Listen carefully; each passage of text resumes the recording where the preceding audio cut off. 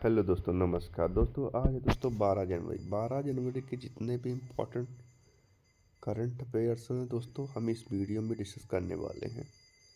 और इस वीडियो का चैनल हमारे टेलीग्राम में मिल जाएगा। इस वीडियो का पीडीएफ हमारे टेलीग्राम चैनल में मिल जाएगा, जिसका लिंक हमारे वीडियो के डिस्क्रिप्शन बॉक्स में दिया गया है। तो आइए शुरू करते हैं। हाल ही में राष्ट्रीय मानव तस्करी जागरूकता दिवस कब मनाया गया? तो यह मनाया गया है दोस्तों 11 जनवरी को। 11 जनवरी को राष्ट्रीय मानव तस्करी दिवस मनाया जाता है। तो हर वर्ष भारत में 11 जनवरी को राष्ट्रीय मानव तस्करी दिवस मनाया जाता है। इस दिन को मनाने का उद्देश्य मानव तस्करी के मुद्दे पर समाज में जागरूकता फैलाना है। और देखते हैं तो जितने भी अभी तक इम्पोर्टेंट डे हुए हैं जनवरी में, तो उन्हें देख लेते हैं। 1 जनवरी को वैश्विक परिवार दिवस, 2 जनवरी विश्व अंतर्मुखी दिवस, 4 जनवरी विश्व ब्रेल दिवस, 5 जनवरी राष्ट्रीय पक्षी दिवस, 6 जनवरी विश्व युद्ध अनाथ दिवस, 8 जनवरी पृथ्वी परिभ्रमण दिवस, 9 जनवरी प्रवासी भारतीय दिवस और 10 जनवरी विश्व हिंदी दिवस। अगला देखते हैं। हाल ही में दक्षिण भारत की पहली संक्रामक रोग अनुसंधान और निदान प्रयोगशाला कहाँ स्थापित की गई? तो यह की गई है बेंगलुरु में की गई। तो Bengaluru medical college and research institute को भारतीय आयुर्विज्ञान अनुसंधान द्वारा भारत की पहली संक्रमण रोग अनुसंधान और निदान प्रयोगशाला स्थापित करने के लिए चुना गया। बेंगलुरु कहाँ कैपिटल है? कर्नाटक की। हाल ही में किसने drug trafficking and national security पर क्षेत्रीय सम्मेलन की अध्यक्षता की? तो यह की है गृह मंत्री अमित शाह ने drug trafficking and national security पर क्षेत्रीय सम्मेलन की अध्यक्षता की है। तो अगला देखते हैं। हाल ही में इनग्राम माइक्रो ने किस ग्लोबल प्लेटफॉर्म ग्रुप का अध्यक्ष नियुक्त किया है? किसे किया है? तो यह किया है वर्ल्ड टेक्नोलॉजी इकोसिस्टम की leading business to business company Ingram Micro Holding Corporation Sanjeev Shahi को कंपनी के ग्लोबल प्लेटफॉर्म का ग्रुप का अध्यक्ष नहीं किया। तो ये है संजीव शाहू है। तो मैं बी ऑप्शन इसमें सही हो जाएगा, संजीव शाहू। तो जितने भी इम्पोर्टेंट अभी तक नियुक्तियाँ हुई वो देख लेते हैं। आशीष नैथनी को उत्तराखंड के हाई कोर्ट के न्यायाधीश के रूप में नियुक्त किया गया। इसरो का नया अध्यक्ष वी नारायण को नियुक्त किया गया। सिग्नेचर ग्रुप के नए सीएफओ के रूप में संजीव कुमार शर्मा को नियुक्त किया गया। बहादुर सिंह सागू भारतीय एथलेटिक्स महासंघ के अध्यक्ष बने। बीसीसीआई का अगला अंतरिम सचिव देवजीत सौकिया को नियुक्त किया गया है। तेनजिन यांगी अरुणाचल प्रदेश की पहली महिला आईपीएस अधिकारी बनी। भारतीय कुलकर्णी आईसीएमआर राष्ट्रीय पोषण संस्थान की पहली नई प्रमुख बनी। अगला देखते हैं। हाल ही में किस भाषा को आधिकारिक रूप से शास्त्रीय भाषा का दर्जा दिया? शास्त्रीय भाषा का दर्जा दिया गया, तो यह दिया गया मराठी भाषा को। मराठी कहाँ बोलती है? महाराष्ट्र में। हाल ही में जापान ने किस देश के खिलाफ सख्त प्रतिबंधों की घोषणा की?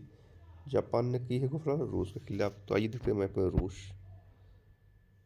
तो रूस के खिलाफ तो रूस के जुड़े 4 इंपॉर्टेंट फैक्ट देख लेते हैं। रूसी टेनिस खिलाड़ी दानिल साल्वे को डोपिंग नियमों का उल्लंघन करने के लिए 2 साल का निलंबन दिया गया। रूस ने कैंसर वैक्सीन बनाने का ऐलान किया। भारतीय नौसेना में शामिल आईएनएस सुशील का निर्माण रूस के सहयोग से किया गया। भारत और रूस के बीच पंजशीर एयर डिफेंस सिस्टम के लिए समझौता हुआ। नई दिल्ली में रूसी व्यापारी केंद्र का उद्घाटन हुआ। रूस ने ब्रिक्स अनाज विनिमय प्रस्ताव की रूपरेखा प्रस्तुत की। हाल ही में किस देश के खिलाड़ी तमीम इकबाल ने अंतर्राष्ट्रीय क्रिकेट से संन्यास की घोषणा की? तो यह की है बांग्लादेश खिलाड़ी ने। हाल ही में प्रधानमंत्री मोदी किस देश के एआई एक्शन समिट में हिस्सा लेंगे?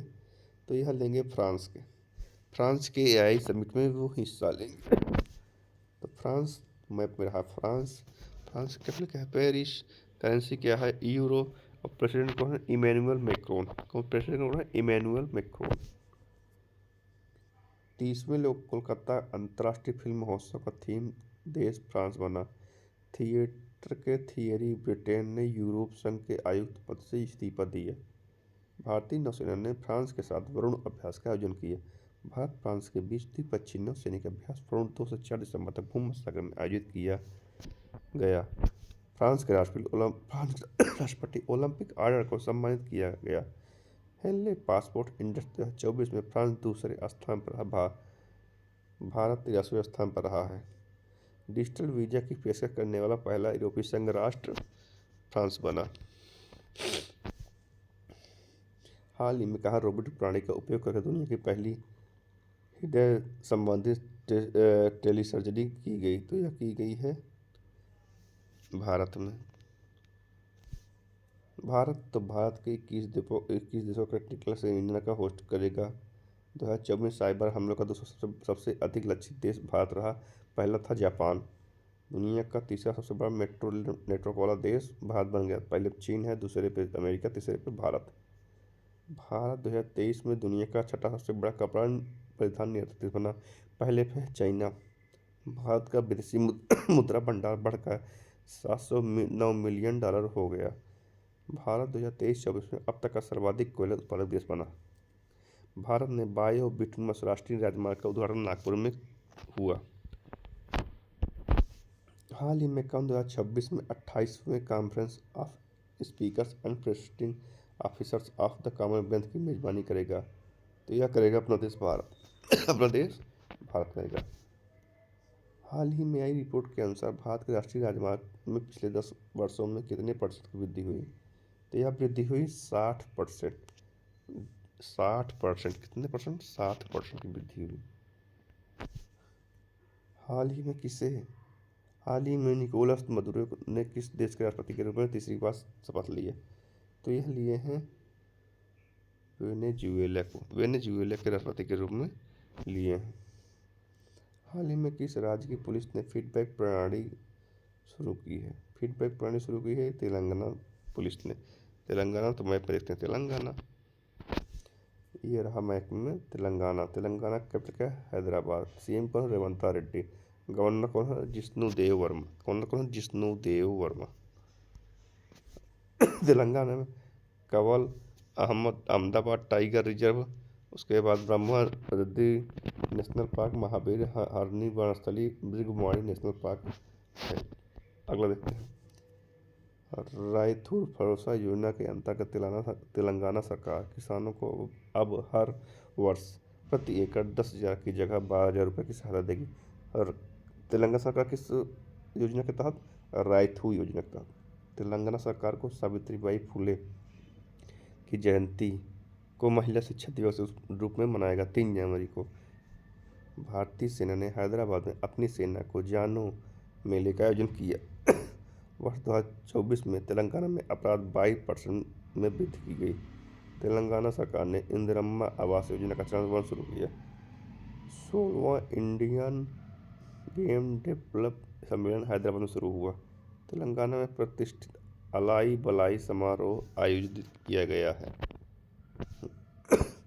हाल ही में किस देश में पहला हिंदी प्रमाण पत्र पाठ्यक्रम शुरू किया गया, तो यह किया गया हिंदी प्रमाण पत्र कार्यक्रम श्रीलंका में।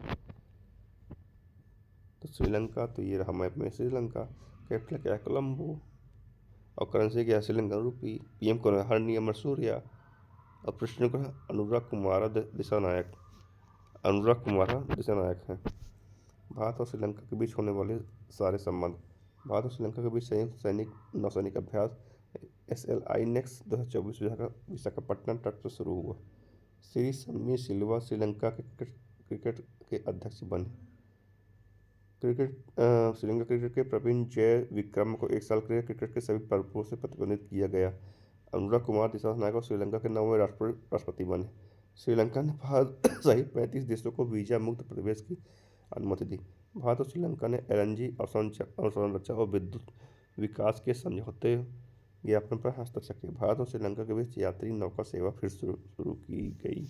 यात्री नौका सेवा भारत और श्रीलंका के बीच।